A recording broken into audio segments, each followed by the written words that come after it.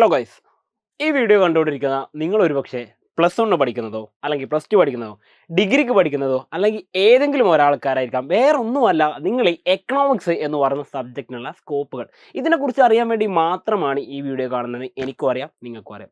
അപ്പോൾ ആദ്യമേ ഞാൻ പറയട്ടെ, ഈ ഒരു കാര്യം എന്ന് പറയുന്നത് ഒരു അധ്യാപകൻ എന്നതിനേക്കാൾ ഉപരി, ഒരു ടീച്ചർ എന്നതിനേക്കാൾ ഉപരി, ഞാൻ +1 കഴിഞ്ഞ് +2 കഴിഞ്ഞ് ഡിഗ്രി എക്കണോമിക്സ് പഠിക്കുന്ന സമയം തൊട്ടേ എന്നോട് ഒരുപാട് പേര് ചോദിക്കുന്നതിന് എന്താണ് എക്കണോമിക്സിൻ്റെ സ്കോപ്പ്, അല്ലെങ്കിൽ എക്കണോമിക്സ് ഒക്കെ പഠിച്ചിട്ട് എന്താ കാര്യം എന്ന് എന്നോട് ഒരുപാട് പേര് ചോദിക്കാറുണ്ട്.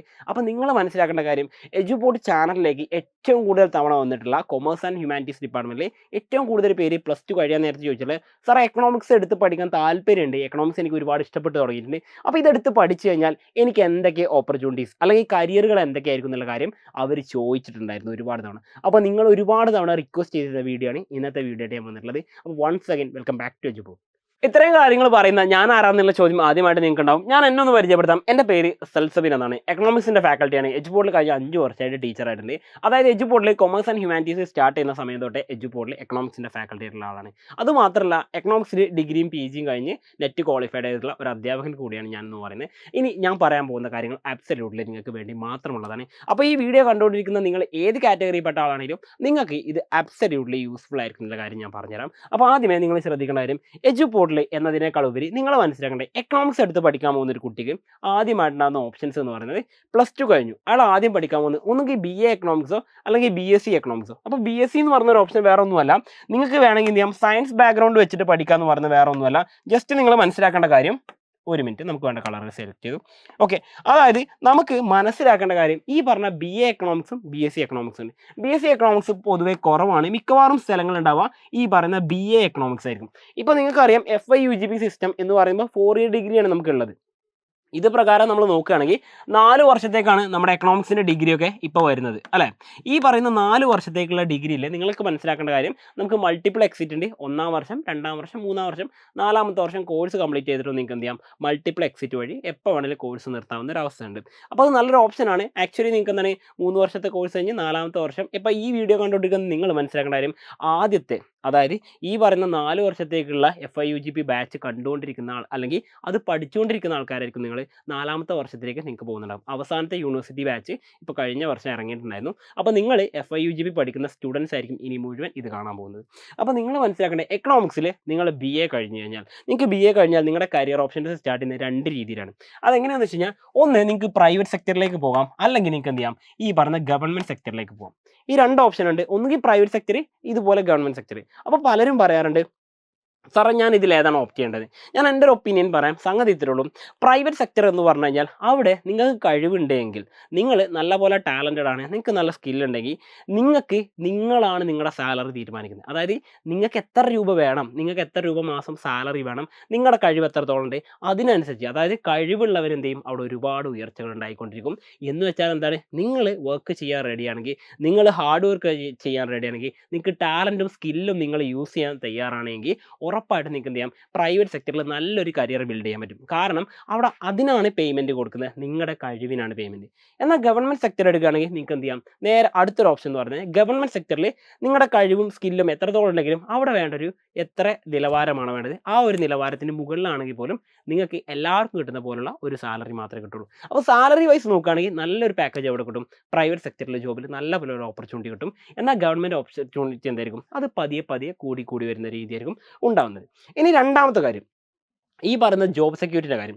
അതായത് പ്രൈവറ്റ് സെക്ടറിൽ വർക്ക് ചെയ്യുന്ന സമയത്ത് നിങ്ങൾക്ക് എന്ത് ചെയ്യാം, നിങ്ങൾക്ക് സ്കില്ലും കഴിവും ഒക്കെ ഉണ്ടെങ്കിൽ മാത്രമേ എന്ത് ചെയ്യുള്ളൂ, അവിടെ സസ്റ്റെയിൻ ചെയ്ത് പോകാനും മുന്നോട്ട് പോകാനും സാധിക്കുള്ളൂ എന്നുള്ള കാര്യം സത്യമായിട്ടുള്ള കാര്യമാണ്. അതായത് നിങ്ങൾക്ക് സ്കില്ലുണ്ടോ, നിങ്ങൾ എപ്പോഴും മാർക്കറ്റിൽ തിളങ്ങിക്കൊണ്ടേയിരിക്കും. എന്നാൽ സ്കില്ല് കുറയുകയാണോ, നിങ്ങൾക്ക് എന്ത് ചെയ്യും, അതിനനുസരിച്ച് നിങ്ങളുടെ ഗ്രോത്തും താഴേക്ക് പോയിക്കൊണ്ടേയിരിക്കും. എന്നാൽ ഈ പറയുന്ന ഗവൺമെൻറ് സെക്ടറിൽ അങ്ങനെ ഒരു പ്രശ്നം വരുന്നില്ല. അതായത് നിങ്ങൾ ഒരു തവണ ഗവൺമെൻറ് എംപ്ലോയി ആയി കഴിഞ്ഞാൽ, നിങ്ങൾ എന്തെങ്കിലും മറ്റുള്ള നൂലാമാലകളിലൊന്നും പെട്ടിട്ടില്ലെങ്കിൽ എന്ത് ചെയ്യും, നിങ്ങൾക്ക് റിട്ടയർമെൻറ്റ് ലൈഫ് വരെ ഈ പറഞ്ഞ ഗവൺമെൻറ് എംപ്ലോയി ആയിട്ട് തുടരാൻ പറ്റും. ആ ഒരു ഓപ്ഷൻ ഉണ്ട്. അപ്പോൾ നിങ്ങൾ മനസ്സിലാക്കേണ്ടത്, സാലറി വൈസും കാണാൻ പറ്റും, അതുപോലെ നമ്മുടെ ജോബ് സെക്യൂരിറ്റിൻ്റെ കാര്യം നോക്കാം.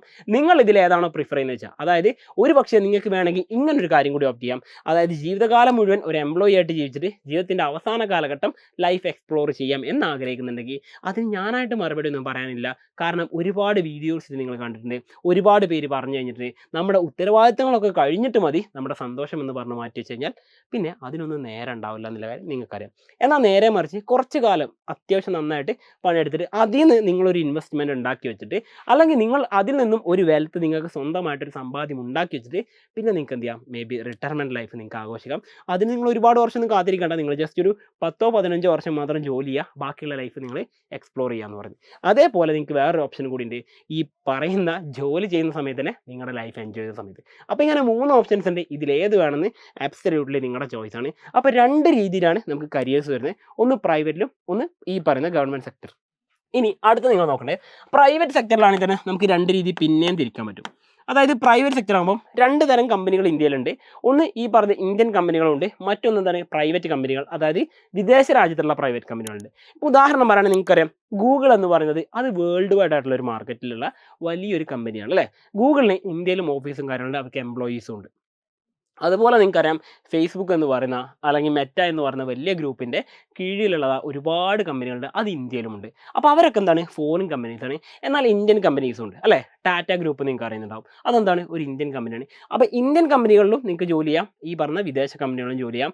നിങ്ങളൊരു കാര്യം മനസ്സിലാക്കുക, നിങ്ങളുടെ സ്കില്ല് അതുപോലെ തന്നെ നിങ്ങളുടെ ടാലൻറ്റ്, ഈ 2 കാര്യങ്ങൾക്കാണ് അവിടെ നിങ്ങൾക്ക് കിട്ടാൻ പോകുന്ന പേയ്മെൻറ്റ് എന്ന് പറയുന്നത്. അതായത് നിങ്ങളുടെ സാലറി എന്ന് പറയുന്നത് നിങ്ങളാണ് തീരുമാനിക്കേണ്ടത്, അല്ലാതെ ഏതെങ്കിലും കമ്പനിയോ അല്ലെങ്കിൽ നിങ്ങളുടെ ഈ പറഞ്ഞ തൊട്ട് മുകളിലുള്ള ആൾക്കാരല്ല. നിങ്ങളുടെ സാലറി നിങ്ങളാണ് തീരുമാനിക്കേണ്ടത്. കാരണം നിങ്ങൾക്ക് സ്കില്ലും അതുപോലെ ടാലൻറ്റും ഉണ്ടെങ്കിൽ നിങ്ങൾക്ക് എന്ത് ചെയ്യും, ഉറപ്പായിട്ടും നല്ല സാലറി പാക്കേജ് കിട്ടും. ഇനി ഗവൺമെൻറ് സെക്ടർ എടുക്കുകയാണെങ്കിൽ 2 രീതിയിലുണ്ട്. ഗവൺമെൻറ് സെക്ടർ എന്ന് പറയുമ്പോൾ ഒന്ന് സ്റ്റേറ്റ് ഗവൺമെൻറ് ആണ്. അതായത് നിങ്ങൾക്ക് എന്ത് ചെയ്യാം, ഇന്ത്യയിലെ ഏത് സംസ്ഥാനത്തിലേക്കുള്ള എക്സാമുകളുണ്ട്, അഥവാ നമ്മൾ PSC എക്സാമുകൾ എന്നാണ് പറയുക, പബ്ലിക് സർവീസ് കമ്മീഷൻ മുഖേനയാണ് നടക്കാറുള്ളത്. സ്റ്റേറ്റ് PSC വഴിയാണ് ഇതെല്ലാം നടക്കാറുള്ളത്. അപ്പോൾ സ്റ്റേറ്റ് PSCകൾ വഴിയും നിങ്ങൾക്ക് ഓപ്റ്റ് ചെയ്യാൻ പറ്റും. ഇനി അതല്ല എങ്കിൽ നിങ്ങൾക്ക് എന്ത് ചെയ്യാം, സെൻട്രൽ ഗവൺമെൻറ്റിലേക്കുള്ള ജോലികൾ നോക്കുകയാണെങ്കിൽ നിങ്ങൾക്ക് എന്ത് ചെയ്യാൻ പറ്റും, സെൻട്രൽ ഗവൺമെൻറ് ജോലികൾ എന്ന് പറയുമ്പോൾ SSC എന്ന് പറയും, സ്റ്റാഫ് സെലക്ഷൻ കമ്മീഷൻ്റെ വക. അതുപോലെ തന്നെ RRB വരുന്നുണ്ട്. പിന്നെ എന്തുണ്ട്, UPSC, ഈ പറഞ്ഞ യൂണിയൻ പബ്ലിക് സർവീസ് കമ്മീഷൻ തുടങ്ങിയവർ നടത്തുന്ന സെൻട്രൽ ഗവൺമെൻറ്റിലേക്കുള്ള എക്സാമുകൾ കൂടിയുണ്ട്. അപ്പോൾ 2 രീതിയിൽ എന്ത് ചെയ്യാം, നിങ്ങൾക്ക് ഈ പറഞ്ഞ ഗവൺമെൻറ് സെക്ടറിലേക്ക് ജോലി കിട്ടും. ഒന്ന്, നിങ്ങളിപ്പോൾ ഉദാഹരണത്തിന് കേരളത്തിൽ താമസിക്കുന്ന നിങ്ങൾക്ക് കേരളത്തിൻ്റെ പുറത്തൊന്നും വേണ്ട, കേരളത്തിൽ തന്നെ എവിടെയെങ്കിലുമൊക്കെ ജോലി കിട്ടി സമാധാനമായിട്ട് സന്തോഷത്തോടുകൂടി ഹാപ്പി ആയിട്ട് എനിക്ക് ജീവിച്ചാൽ മതിയെങ്കിൽ നിങ്ങൾക്ക് ഉറപ്പായിട്ട് എന്ത് ചെയ്യാം, സ്റ്റേറ്റ് PSCകൾ ഓപ്റ്റ് ചെയ്യാം. നേരെ മറിച്ച് നിങ്ങൾക്ക് ഇന്ത്യ മൊത്തം കറങ്ങണം, അല്ലെങ്കിൽ ഇന്ത്യയുടെ പലവിധ മേഖലകളിൽ നിങ്ങൾക്ക് വിഹരിച്ചു വരണം, അതുപോലെ ലൈഫ് ഒന്ന് എക്സ്പ്ലോർ ചെയ്യുന്ന ആഗ്രഹമുണ്ട്, നിങ്ങൾക്ക് ഈ പറഞ്ഞ സെൻട്രൽ ഗവൺമെൻറ് എടുക്കാം. പിന്നെ സാലറി വൈസ് നോക്കുകയാണെങ്കിൽ ഉറപ്പായിട്ട് എന്ത് ചെയ്യും, സെൻട്രൽ ഗവൺമെൻറ് സാലറി പാക്കേജ് കുറച്ച് കൂടുതൽ തന്നെ കിട്ടുന്നുണ്ടാവും. ഓക്കെ, അപ്പോൾ ഈ പറഞ്ഞ ജോബ് സെക്യൂരിറ്റികൾ മാത്രമാണ് ഒരുപാട് പ്രതീക്ഷിച്ചിട്ടാണ് എന്ത് ചെയ്യുന്നത്, എല്ലാവരും ഗവൺമെൻറ് സെക്ടറിലേക്ക് പോകാറുള്ളത്. എന്നാൽ സാലറി നല്ല പോലെ പാക്കേജ് പ്രതീക്ഷിച്ചിട്ട് പ്രൈവറ്റ് സെക്ടറിലേക്ക് വരുന്ന ആൾക്കാരുണ്ട്. അപ്പോൾ അബ്സല്യൂട്ട്ലി ഞാൻ പറഞ്ഞല്ലോ, ഇതെല്ലാം നിങ്ങളുടെ ചോയ്സാണ്. ഇനി നിങ്ങൾ മനസ്സിലാക്കേണ്ട അടുത്ത കാര്യം എന്ന് പറഞ്ഞാൽ, ഈ ഒരു ക്ലാസിഫിക്കേഷൻ നിങ്ങൾക്ക് ക്ലിയർ ആണെങ്കിൽ നിങ്ങൾ കോമൺ ആയിട്ട് മനസ്സിലാക്കണം. അതായത് നിങ്ങൾ ജസ്റ്റ് ഞാൻ പറയുന്ന ഒന്നും വിശ്വസിക്കേണ്ട, ജസ്റ്റ് നിങ്ങൾക്ക് ഗൂഗിൾ എടുക്കാം. ഗൂഗിൾ എടുത്തിട്ട് നിങ്ങൾക്ക് കരിയേഴ്സ് ആഫ്റ്റർ BA എക്കണോമിക്സെന്നോ BSc എക്കണോമിക്സോ അല്ലെങ്കിൽ എക്കണോമിക്സ് ഗ്രാജുവേറ്റ് ആയിട്ടുള്ള എക്കണോമിക്സിൽ ഡിഗ്രി ഉള്ള ഒരാൾക്ക് കിട്ടാൻ പോകുന്ന ജോലികൾ എന്തൊക്കെയാണെന്ന് ജസ്റ്റ് ഗൂഗിൾ ചെയ്താൽ പോലും നിങ്ങൾക്ക് ഈ ഡീറ്റെയിൽസും കാര്യങ്ങളൊക്കെ കിട്ടും. പക്ഷേ അവിടെ നിങ്ങൾ മനസ്സിലാക്കണേ, എന്തൊക്കെയാണ് ഈ ജോലി എന്ന് ആദ്യം അറിയണം, വേണ്ടേ? അപ്പോൾ ഈ ഓരോ ജോലികളും എന്തൊക്കെയാണെന്നുള്ള കൃത്യമായിട്ട് ഞാൻ പറഞ്ഞുതരാം. വേറെ ഒന്നുമല്ല, അതിന് നിങ്ങൾ ചെയ്യേണ്ട കാര്യത്തിലുള്ളൂ, നിങ്ങൾക്ക് ഈ പറഞ്ഞിരിക്കുന്ന ഇറ്റ്സ് മീ എന്ന് പറയുന്ന ഒരു ഇൻസ്റ്റാഗ്രാം പേജ് ഉണ്ട്. ഓക്കെ, അല്ലെങ്കിൽ ഇറ്റ്സ് മീ സെൽസബി എന്ന് പറയുന്നുണ്ട്. അവിടെ നിങ്ങൾക്ക് ഈ പറഞ്ഞ കാര്യങ്ങളുമായിട്ട് ഏത് കാര്യം ചോദിക്കാം, ഡീറ്റെയിൽ ആയിട്ട് ഞാൻ പറഞ്ഞുതരാം. ഈ ഒരു വീഡിയോയിൽ ഇതിനെക്കുറിച്ച് ഡീറ്റെയിൽ ആയിട്ട് പറഞ്ഞു കഴിഞ്ഞാൽ വീഡിയോയുടെ ലെങ്ത്ത് കൂടി പോകും. നമ്മളും നിങ്ങളും എല്ലാവരുടെയും പ്രത്യേകത എന്താ, കുറഞ്ഞ സമയം കൊണ്ട് കൂടുതൽ കാര്യങ്ങൾ കിട്ടണം. അപ്പം കൂടുതൽ കാര്യങ്ങൾ പറയാൻ നിന്ന് കഴിഞ്ഞാൽ എന്ത് ചെയ്യും, സ്വാഭാവികമായിട്ടും വീഡിയോയുടെ ലെങ്ത്ത് കൂടുമെന്നുള്ളതുകൊണ്ട് കുറച്ച് കാര്യങ്ങൾ മാത്രമേ ഇവിടെ പറയുന്നുള്ളൂ. ഇനി നിങ്ങൾ ശ്രദ്ധിക്കേണ്ട പ്രധാനപ്പെട്ട കുറച്ച് ജോലികൾ മാത്രം ഞാൻ പറയാം, നോക്കിക്കോട്ടോ. ഇത് പ്രൈവറ്റ് സെക്ടറിലാണ് മെയിനായിട്ട് വരുന്നത്. ഒന്ന് കോർപ്പറേറ്റ് അല്ലെങ്കിൽ കോർപ്പറേറ്റ് ആൻഡ് ബിസിനസ് അനാലിസിസ് പറയും. നമ്മൾ CBA എന്ന് പറയുന്ന ഒരു ജോബ് ഓപ്പർച്യൂണിറ്റിയാണിത്. നിങ്ങൾക്ക് ഡീറ്റെയിൽ ആയിട്ട് ഞാൻ പറഞ്ഞുതരാം. അടുത്തത് ഡാറ്റ അനാലിസ്റ്റ്. ആദ്യം പറഞ്ഞ ജോലി എന്ന് പറഞ്ഞ സംഗതി എന്താ വെച്ചാൽ, ഇപ്പോൾ ഓരോ കമ്പനികളുണ്ടാവും, ആ കമ്പനികളുടെ അവിടുത്തെ എംപ്ലോയീസും ഉണ്ടാവും അല്ലേ. അവർക്കിടയിലുള്ള ഒരു കണക്ഷൻ അല്ലെങ്കിൽ ഒരു ബ്രിഡ്ജ് പോലെ, ഒരു പാലം പോലെയായിട്ടാണ് ഈ പറഞ്ഞ ഓഫീസിലെ ഡയറക്ടേഴ്സും അതുപോലെ എംപ്ലോയീസും അവർക്കിടയിൽ ഒരു പാലം പോലെയായിട്ടാണ് നിങ്ങൾ ഈ പറഞ്ഞ CBA ആയിട്ട് വർക്ക് ചെയ്യണമെങ്കിൽ നിങ്ങൾക്ക് കിട്ടുന്ന ഓപ്ഷൻ എന്ന് പറയുന്നത്. ഇനി അടുത്ത അതുപോലെ ഡാറ്റ അനലിസ്റ്റ് പറയുമ്പോൾ നിങ്ങളുടെ കമ്പനിയുടെ ഗ്രോത്തും കാര്യങ്ങളൊക്കെ അനലൈസ് ചെയ്തുകൊണ്ട്, അതായത് ഫോർകാസ്റ്റ് ചെയ്യണം, ഇനി എന്തൊക്കെയാണ് ഫ്യൂച്ചറിൽ നമ്മൾ ചെയ്താൽ ഗ്രോത്ത് ഉണ്ടാവും, ഇപ്പോൾ തകർന്നുകൊണ്ടിരിക്കുന്ന കമ്പനി എങ്ങനെ ഗ്രോത്തിലേക്ക് എത്തിക്കാം. ഞാൻ പറഞ്ഞല്ലോ, നിങ്ങളുടെ സ്കില്ലും ടാലൻറ്റും ഉപയോഗിച്ച് കഴിഞ്ഞ് മാത്രം നിങ്ങൾക്ക് പിടിച്ചിക്കാൻ പറ്റുന്ന ജോലിയാണ് ഈ പറഞ്ഞ പ്രൈവറ്റ് സെക്ടർ എന്ന് പറയുന്നത്. പക്ഷേ അത് നിങ്ങളൊരു ഓപ്പർച്യൂണിറ്റി ആയിട്ട് കണ്ടാൽ നിങ്ങൾക്ക് നല്ലൊരു ഗ്രോത്തും കിട്ടുന്ന മേഖലയാണ് ഡാറ്റ അനലിസ്റ്റ് എന്ന് പറയുന്നത്. ഇനി മറ്റൊരു ജോബ് ഓപ്പർച്യൂണിറ്റിയാണ് ഫിനാൻഷ്യൽ അനലിസ്റ്റ്.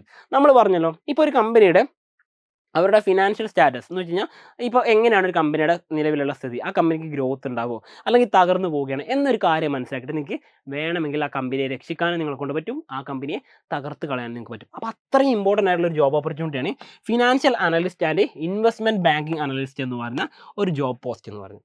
ഇനി അടുത്ത് വരുന്നതാണ് ആക്ച്വറിയൽ ആൻഡ് ഇൻഷുറൻസ് അനാലിസ്റ്റ് എന്ന് പറയുന്നത്.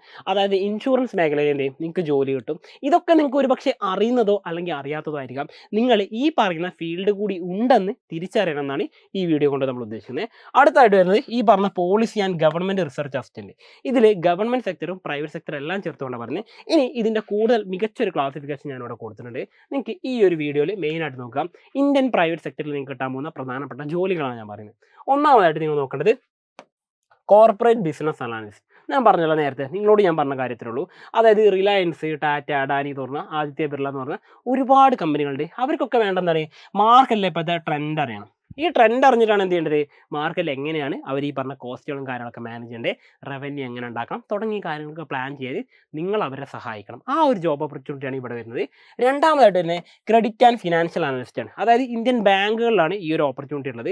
നിങ്ങൾക്ക് എന്ത് ചെയ്യാം, ബാങ്കുകളിലേക്ക്, അതായത് എൻ്റെ ഒരുപാട് സുഹൃത്തുക്കൾ ഇതിൻ്റെ BA എക്കണോമിക്സ് കഴിഞ്ഞിട്ട് ഡയറക്റ്റ് ആയിട്ട് ബാങ്കിൽ വർക്ക് ചെയ്യുന്ന ആൾക്കാരുണ്ട്. പ്രൈവറ്റ് സെക്ടർ ഇന്ത്യൻ ബാങ്കുകളിൽ വർക്ക് ചെയ്യുന്ന ആൾക്കാരാണ്.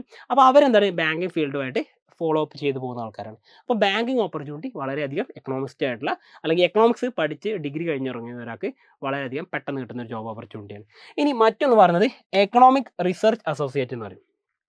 എന്ന് വെച്ച് കഴിഞ്ഞാൽ ഈ പറഞ്ഞ പ്രൈവറ്റ് കമ്പനികളൊക്കെ എന്ത് ചെയ്യും, പലപ്പോഴും റിസർച്ച് ഒക്കെ നടത്താറുണ്ട്. അപ്പോൾ നിങ്ങൾക്ക് എന്ത് ചെയ്യാം, അതിൽ റിസർച്ച് അസോസിയേറ്റ് ആയിട്ട് അല്ലെങ്കിൽ നിങ്ങൾക്ക് റിസർച്ച് അസിസ്റ്റൻ്റ് ആയിട്ട് അവിടെ ജോലി ചെയ്യാൻ പറ്റും. പക്ഷേ നിങ്ങളൊരു കാര്യം മനസ്സിലാക്കാം, ഈ റിസർച്ച് അസിസ്റ്റൻ്റ് എന്ന് പറഞ്ഞാൽ ഗവൺമെൻറ് സെക്ടറിലുണ്ട് പ്രൈവറ്റിലുണ്ട്. ഈ പ്രൈവറ്റ് സെക്ടറിലുള്ള റിസർച്ച് അസിസ്റ്റൻ്റ് എന്ന് പറയുമ്പോൾ നിങ്ങൾക്ക് ഒട്ടുമിക്ക ആളുകളും അല്ലെങ്കിൽ ഒട്ടുമിക്ക ആൾക്കാരും പ്രിഫർ ചെയ്യുന്നത് ഒരു PG ഉള്ള ആൾക്കാരെയാണ്. അതായത് BA എക്കണോമിക്സ് എന്നതിനേക്കാൾ ഉപരി MA എക്കണോമിക്സോ MSc എക്കണോമിക്സോ ഒക്കെ ഉള്ള ആൾക്കാരാണ് കൂടുതൽ പ്രിഫർ ചെയ്യാനുള്ളത്. കാരണം എന്താ, PG ആകുമ്പോൾ നമ്മൾ സബ്ജക്റ്റിൽ ഒന്നുകൂടി ഡീപ്പായിട്ട് ഇറങ്ങുന്നുള്ളത് അവർക്കും കൃത്യമായിട്ട് ധാരണ ഉണ്ട്. അപ്പോൾ അതുകൊണ്ട് കൂടുതലും റിസർച്ച് ഓപ്ഷൻസ് വരാറുള്ളത് ഈ പറഞ്ഞ പോസ്റ്റ് ഗ്രാജുവേഷൻസിലുള്ള ആൾക്കാർക്കാണ്. ഇനി മറ്റൊരു കാര്യം പറയാനുള്ളത് സ്റ്റാർട്ടപ്പ് കമ്പനികളാണ്.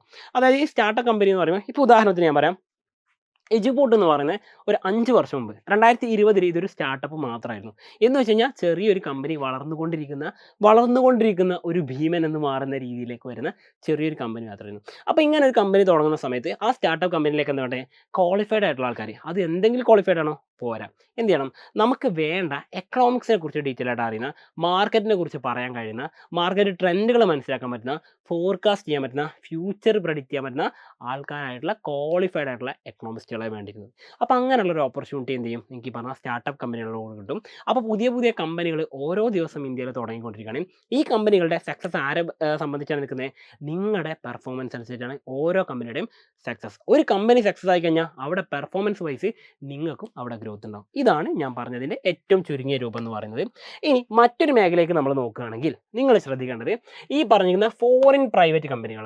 ഓക്കെ, നമ്മളതിനെ മൾട്ടിനാഷണൽ കമ്പനീസ് എന്ന് പറയാറുണ്ട്, MNCകൾ എന്നാണ് പറയാറുള്ളത്. ഈ MNCകൾ എന്ന് പറയുമ്പോൾ ഉദാഹരണം പറയുകയാണെങ്കിൽ പെപ്സി.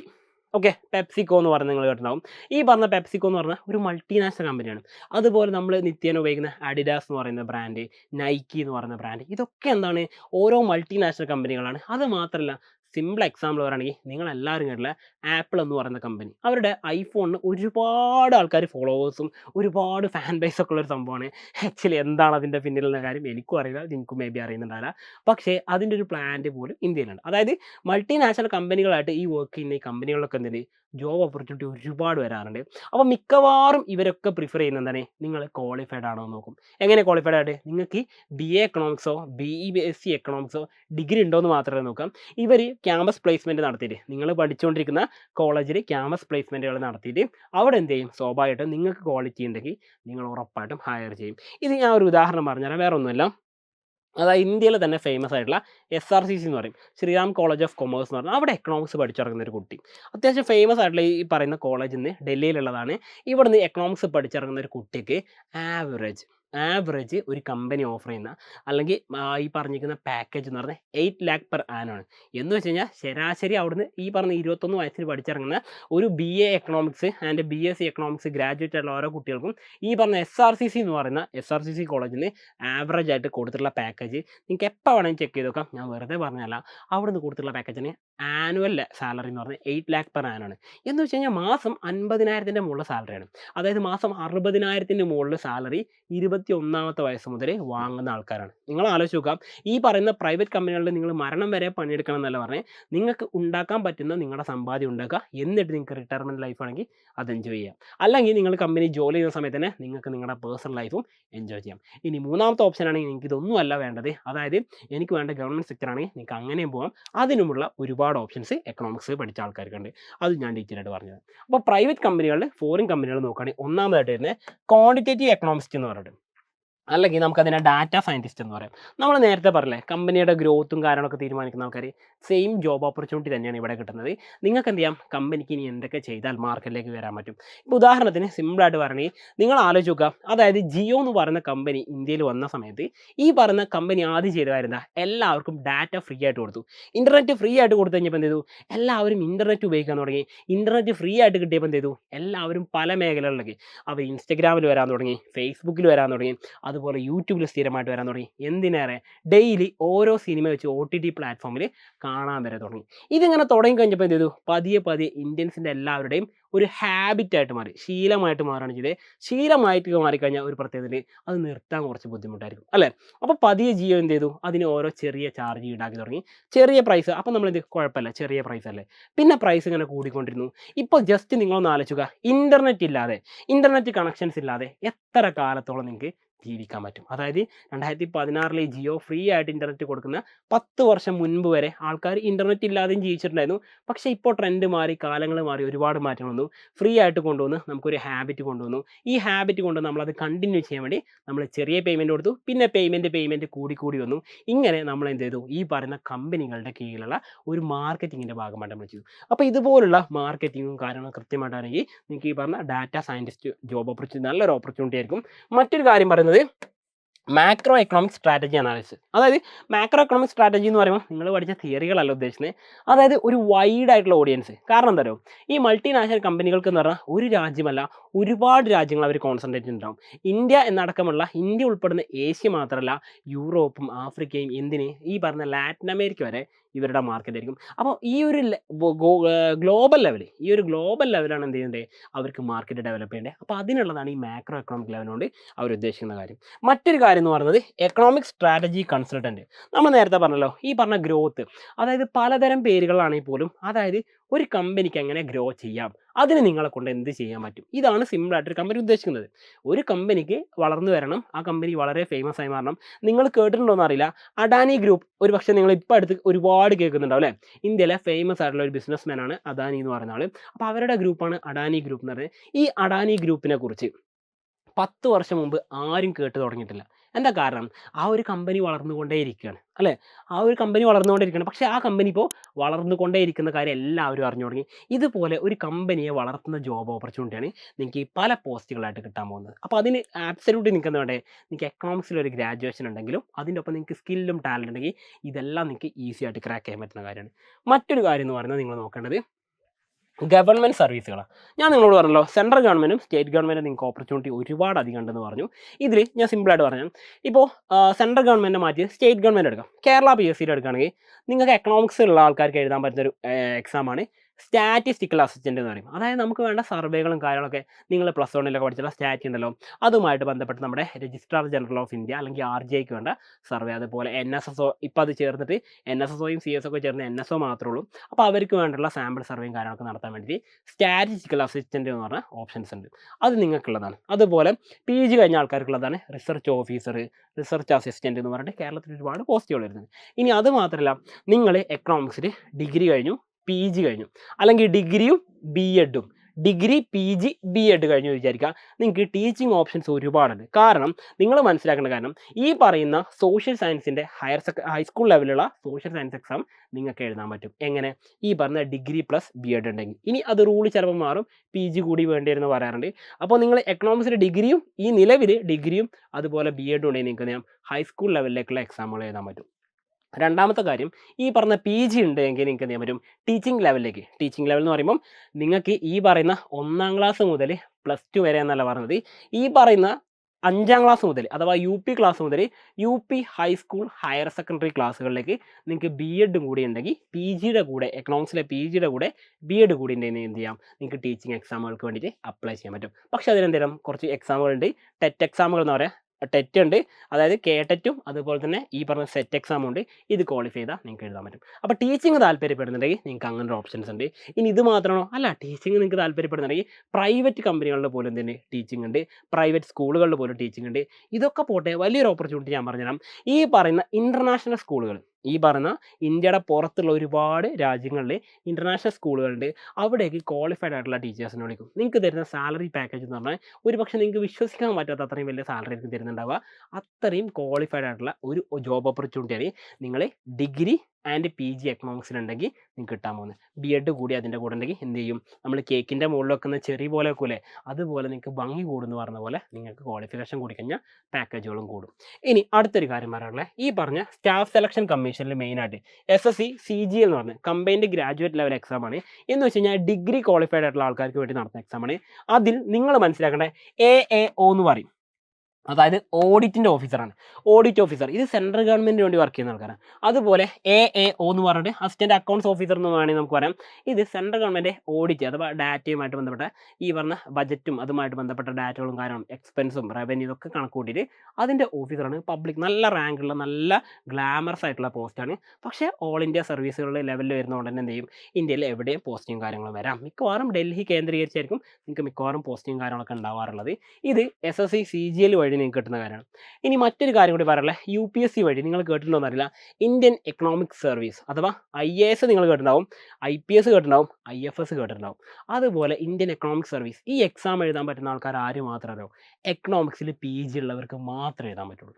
അപ്പോൾ എക്കണോമിക്സിൽ PG ഉണ്ടെങ്കിൽ നിങ്ങൾക്ക് എന്ത് ചെയ്യാം, IES ഇന്ത്യൻ എക്കണോമിക് സർവീസ് പോസ്റ്റുകൾ കുറവാണ്, പക്ഷേ നിങ്ങൾ ക്വാളിഫൈഡ് ആണെങ്കിൽ നിങ്ങൾക്ക് അതുപോലും ക്രാക്ക് ചെയ്യാൻ പറ്റുന്ന കാര്യമുള്ളൂ. ഇനി അത് മാത്രമാണോ? അല്ല, ടീച്ചിങ്ങിലാണെങ്കിൽ തന്നെ നിങ്ങൾക്ക് എന്ത് ചെയ്യാം, ഈ പറഞ്ഞ PG എക്കണോമിക്സിൻ്റെ കൂടെ നെറ്റ് ക്വാളിഫൈ ചെയ്ത് കഴിഞ്ഞാൽ അതിൻ്റെ കൂടെ നിങ്ങൾ എന്തെങ്കിലും ഒരു പേപ്പർ പ്രസൻറ്റേഷനും കാര്യങ്ങളൊക്കെ ഉണ്ടെങ്കിൽ നിങ്ങൾക്ക് എന്ത് ചെയ്യാം, ഈ പറഞ്ഞ കോളേജുകളിൽ പോലും ടീച്ചറായിട്ട് വർക്ക് ചെയ്യാനുള്ള ഓപ്ഷൻ ഉണ്ട്. ഓക്കെ, നമ്മൾ അതിന് അസിസ്റ്റൻറ്റ് പ്രൊഫസേഴ്സ് എന്നാണ് പറയുക, അങ്ങനത്തെ ഓപ്ഷൻ ഉണ്ട്. പിന്നെ നിങ്ങൾക്ക് ഈ പറഞ്ഞ PhDയും കാര്യങ്ങളൊക്കെ. അപ്പോൾ നിങ്ങളുടെ അടുത്ത് ചോദിക്കും, സാർ ഒരുപാട് പേര് ഇപ്പോൾ നിലവിൽ ക്വാളിഫൈഡ് ആയിട്ടുള്ള ആൾക്കാരുണ്ട്. ഞാൻ പറഞ്ഞല്ലോ, നിങ്ങൾ തുടക്കത്തിൽ ശ്രദ്ധിച്ചിട്ടുണ്ടോ എന്നറിയില്ല, ടാലൻറ്റും സ്കില്ലും ഉണ്ടെങ്കിൽ ഉറപ്പായിട്ട് നിങ്ങൾക്ക് എന്ത് ചെയ്യും, നല്ല ജോബ് ഓപ്പർച്യൂണിറ്റി തന്നെ ഇവിടെയും കിട്ടും. നമ്മൾ ശരാശരി ഒരു സ്റ്റുഡൻ്റ് ആണെങ്കിൽ എന്ത് ചെയ്യും, നമുക്ക് ബാക്കിയുള്ള ജോലി നോക്കാം. നമ്മൾ ബ്രില്യൻ്റ് ആണെങ്കിൽ ഏറ്റവും മികച്ച തന്നെ നമുക്ക് കിട്ടുകയും ചെയ്യും. ഇനി മറ്റൊരു കാര്യം പറയാനുള്ളത് ബാങ്കിങ് എക്സാംസ് ആണ്. SBI ഈ പറഞ്ഞ സ്റ്റേറ്റ് ബാങ്ക് ഓഫ് ഇന്ത്യ നിങ്ങൾക്കറിയാം, ഇന്ത്യയിലെ ഏറ്റവും വലിയ ബാങ്കാണ്. ഈ ബാങ്കിൽ എന്തുണ്ട്, ഈ പറയുന്ന PO എന്ന് പറഞ്ഞിട്ടുള്ള SBI PO എന്നാണ് പറയാറുള്ളത്. അതുപോലെ തന്നെ IBPS PO, ഓക്കെ, ഓൾ ലെവലിൽ നടക്കുന്ന ബാങ്കിങ് എക്സാമാണ്. അതിൽ നിങ്ങൾക്ക് ഈ പറഞ്ഞ PO പോസ്റ്റുകൾ കിട്ടും. അതുപോലെ RBIയുടെ അസിസ്റ്റൻറ്റ്, ഓക്കെ, RBI അസിസ്റ്റൻറ്റ് പറയാറുണ്ട്. റിസർവ് ബാങ്ക് ഓഫ് ഇന്ത്യയിലും നിങ്ങൾക്ക് എന്ത് ചെയ്യാൻ പറ്റും, ജോബ് ഓപ്പർച്യൂണിറ്റീസ് ഉണ്ട്. അപ്പോൾ ബാങ്കിങ് മേഖലയിൽ ഒരുപാട് ഓപ്പർച്യൂണിറ്റീസ് ഉണ്ട്. ബാങ്കിങ് മാത്രമല്ല, അതോടൊപ്പം തന്നെ ഇൻഷുറൻസ് മേഖലയിലും ഓപ്പർച്യൂണിറ്റീസ് ഉണ്ട്. അതുപോലെ മറ്റ് ഫിനാൻഷ്യൽ സെക്ടറിലും എന്ത് ചെയ്യാം, നിങ്ങൾക്ക് വർക്ക് ചെയ്യാനുള്ള ഓപ്ഷൻസ് ഉണ്ട്. അപ്പോൾ ഇതൊക്കെ സർക്കാരിൻ്റെ കീഴിലുള്ള, ഞാൻ പറഞ്ഞത് ഇതൊക്കെ സെൻട്രൽ ഗവൺമെൻറ് കീഴിലുള്ളതാണ് പറഞ്ഞത്. മറ്റൊന്ന് വരുന്നത് ഈ പബ്ലിക് സെക്ടർ ബാങ്കിലും വരും, പ്രൈവറ്റ് സെക്ടർ ബാങ്കുകളിലും ഉണ്ടെന്ന് പറഞ്ഞു. പിന്നെ മറ്റൊന്ന് പറഞ്ഞാൽ സ്റ്റേറ്റ് PSC ആണ് പറയുന്നത്. സ്റ്റേറ്റ് PSC ഞാനിപ്പോൾ ഓൾറെഡി നിങ്ങളോട് പറഞ്ഞു, കേരള PSC മാത്രമല്ല മറ്റുള്ള സംസ്ഥാനങ്ങളിലെ PSC ഒക്കെ നിങ്ങൾക്ക് അപ്ലൈ ചെയ്യാൻ പറ്റുന്ന കാര്യങ്ങളാണ്. ഓക്കെ, അപ്പോൾ നിങ്ങൾ ചെയ്യേണ്ട കാര്യങ്ങൾ ഈ പറഞ്ഞ ഓപ്ഷൻസ് ഇവിടെ കണ്ടല്ലോ, നിങ്ങൾക്ക് ഇവിടെ കാണാൻ പറ്റും. ഉദാഹരണത്തിന് സ്റ്റാറ്റിസ്റ്റിക്കൽ ഓഫീസ്, അത് ഓഫീസർ എന്ന് പറഞ്ഞാൽ മിക്കവാറും സ്റ്റേറ്റ് PSCകൾ എല്ലാത്തിലും ഉള്ളതാണ്. കാരണം ഒരു 3 വർഷം കൂടുമ്പോഴൊക്കെ ഇതിൻ്റെ എക്സാം നടത്താറുണ്ട്.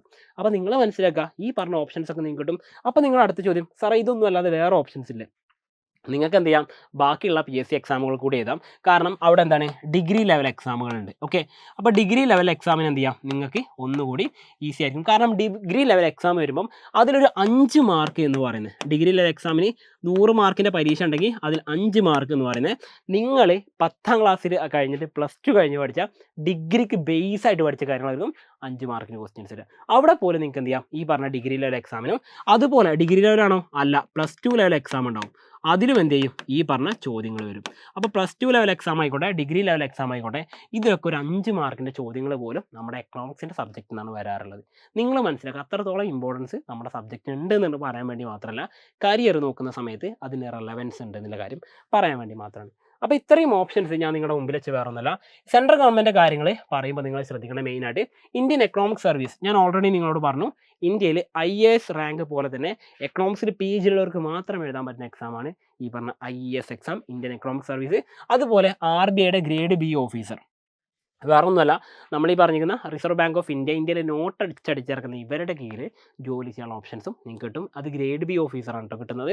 മറ്റൊരു ഓപ്ഷൻസ് എന്ന് പറയുന്നത് അസിസ്റ്റൻറ്റ് ഓഡിറ്റ് ഓഫീസർ, ഞാൻ പറഞ്ഞു എയുടെ കാര്യം പറഞ്ഞു. അതുപോലെ തന്നെ റിസർച്ച് ഓഫീസറും ഡയറക്ടറും. ഈ പറഞ്ഞ റിസർച്ച് ഓഫീസർ ഞാൻ പറഞ്ഞു റിസർച്ച് പ്രോഗ്രാമുകൾ നടത്തുന്നുണ്ടാവും. അതിൽ നിങ്ങൾക്ക് റിസർച്ച് അസിസ്റ്റൻ്റ് ആയിട്ട് വർക്ക് ചെയ്യാം. അതിൻ്റെ മുകളിലുള്ള റാങ്കാണ് റിസർച്ച് ഓഫീസർ എന്ന് പറഞ്ഞത്. നിങ്ങൾ മനസ്സിലാക്കേണ്ട കാര്യം, അത്യാവശ്യം നല്ല പാക്കേജുള്ള, മിനിമം ഏറ്റവും ചുരുങ്ങിയത് നിങ്ങൾ വിചാരിക്കുന്ന പാക്കേജ് പറഞ്ഞാൽ ഒരു ഈ പറഞ്ഞിരിക്കുന്ന എന്താ പറയുക, സിമ്പിളായിട്ട് പറയുകയാണെങ്കിൽ നമ്മൾ സാധാരണ കാണുന്ന ഗസറ്റഡ് പോസ്റ്റിൽ അത്രത്തോളം പാക്കേജ് തുടങ്ങുന്ന പരിപാടിയാണ് റിസർച്ച് ഓഫീസർ എന്നൊക്കെ പറഞ്ഞാൽ. അപ്പോൾ അത്യാവശ്യം നല്ല പാക്കേജൊക്കെ നിങ്ങൾക്ക് കിട്ടുന്നുണ്ടാവും. ആ ഒരു കാര്യം നിങ്ങൾക്ക് നോക്കാം. പിന്നെ ഇത്രയും കാര്യങ്ങൾക്ക് പുറമെ ഇനി നിങ്ങൾ നോക്കേണ്ടത്, ഞാൻ ആദ്യം നിങ്ങൾക്ക് തുടക്കത്തിൽ പറഞ്ഞ കാര്യം നിങ്ങൾ ശ്രദ്ധിച്ചിട്ടുണ്ടോ എന്നറിയില്ല, നമുക്ക് പ്രൈവറ്റ് സെക്ടറും ഓപ്ഷൻ ഉണ്ട്, പബ്ലിക് സെക്ടറും ഓപ്ഷൻ ഉണ്ട്. ഇതൊക്കെ ജസ്റ്റ് പറഞ്ഞു പോകുക മാത്രമേ ഞാൻ ചെയ്തിട്ടുള്ളൂ. ഇങ്ങനെ ഓപ്ഷൻസ് ഉണ്ടെന്ന് പറഞ്ഞു. ഞാൻ അവിടെ എപ്പോഴും ഇമ്പോർട്ടൻസ് കൊടുത്ത കാര്യങ്ങൾ നിങ്ങൾ ശ്രദ്ധിച്ചിട്ടുണ്ടോ എന്നറിയില്ല. നമ്മുടെ സ്കില്ല് ആൻഡ് ടാലൻറ്റ്, ഈ രണ്ട് കാര്യങ്ങൾ നിങ്ങൾക്ക് ഉണ്ടെങ്കിൽ ഞാൻ പറയാം, ഈ പറയുന്ന ഏത് ജോബ് ഓപ്പർച്യൂണിറ്റി നിങ്ങൾ പോയി കഴിഞ്ഞാലും അതിൽ നിങ്ങൾക്ക് സക്സസ്ഫുൾ ആകാൻ പറ്റും. അപ്പോൾ നിങ്ങൾക്ക് തോന്നുകയാണ് ഞാനൊരു ആവറേജ് ആണ്, എന്നെക്കൊണ്ട് ഇത് പറ്റില്ല, കാരണം ഞാനൊരു ആവറേജ് ആയിട്ടുള്ള, എനിക്ക് എങ്ങനെയാണ് ഇതൊക്കെ ചെയ്യാൻ പറ്റുക? ഞാൻ ചോദിക്കട്ടെ, ഈ പറയുന്ന ആളുകളൊന്നും എന്തല്ല, അവർ ജനിക്കുമ്പോൾ തന്നെ സ്കില്ലും ജനിക്കുമ്പോൾ തന്നെ ടാലൻറ്റും ഉണ്ടാകുന്ന ആൾക്കാരല്ല. അവർ സ്വയമേ അത് എന്ത് ചെയ്യാണ്, ഡെവലപ്പ് ചെയ്തെടുത്ത ആൾക്കാരാണ്. നിങ്ങളിപ്പോൾ പഠിക്കുന്ന സമയത്ത് തന്നെ എന്ത് ചെയ്യുക, നിങ്ങൾ ഈ പറഞ്ഞ എക്കണോമിക്സിൽ ഡീപ്പായിട്ടൊന്ന് ആലോചിച്ച് നോക്കി, അല്ലെങ്കിൽ ഡീപ്പായിട്ട് അതിൻ്റെ ഭാഗത്തേക്ക് പോയി നോക്കി, നിങ്ങൾക്ക് സ്വാഭാവികമായിട്ട് എന്ത് ചെയ്യും, നിങ്ങൾക്ക് അതിലൊരു സ്കില്ല് ഡെവലപ്പ് ചെയ്യാൻ പറ്റും. അതോടൊപ്പം തന്നെ നിങ്ങൾക്ക് എന്ത് ചെയ്യാം, അതിൻ്റെ കൂടെ തന്നെ നിങ്ങൾക്ക് ഒരു എക്സ്പീരിയൻസ് എന്ത് ചെയ്യാൻ പറ്റും, അതിൻ്റെ കൂടെ ഡെവലപ്പ് ചെയ്യാൻ പറ്റും. ഈ പറയുന്ന ലോകത്ത് ഏറ്റവും കൂടുതൽ ആൾക്കാർ ഡിമാൻഡ് ചെയ്യുമ്പോൾ ജോലിക്ക് പറയുന്ന കാര്യം തരാം, എക്സ്പീരിയൻസ് ഉണ്ടെങ്കിൽ നമുക്ക് നോക്കാമെന്നാണ് പറയുന്നത്. അപ്പോൾ എക്സ്പീരിയൻസിന് എന്താ നിങ്ങൾ ചെയ്യേണ്ടത്, ഇങ്ങനെയുള്ള ഓരോ ഓപ്ഷൻസ് നിങ്ങൾ പഠിച്ചുകൊണ്ടിരിക്കുന്ന സമയത്ത് തന്നെ നിങ്ങൾ അതിൻ്റെ കൂടെ എക്സ്ട്രാ ആയിട്ട് മാറാൻ ശ്രമിച്ചാൽ മതി.